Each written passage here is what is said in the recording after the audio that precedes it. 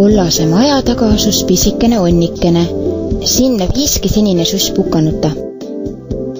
Nad läksid uksest sisse ja trepist alla ning leidsid end vanast keldrist. Riiulitel seisid mõned purgid moosi ja kompotiga. Seina ääres olid kasti sees kartulid, kaalikad ja porgandid. Sa võta sealt nurgast korv ja laose endale sobivat toitu täis.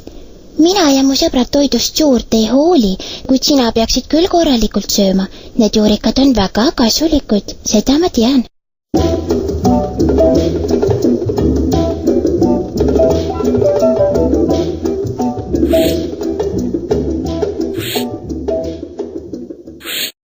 Porgandeid armastan ma kohe väga.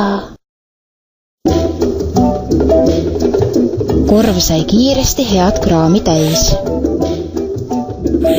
Sussike, tule mulle sülle, ma kannan sind toani, oli Pukanuta lahke.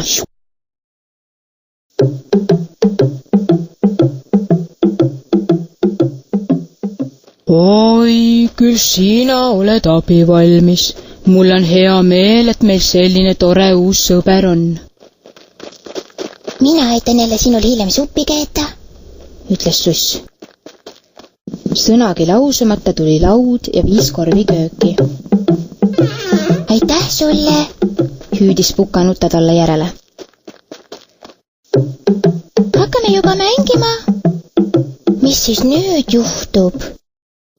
Küll sa peagi näed, lausus tugitool ja tegi tiiru ümber oma telje.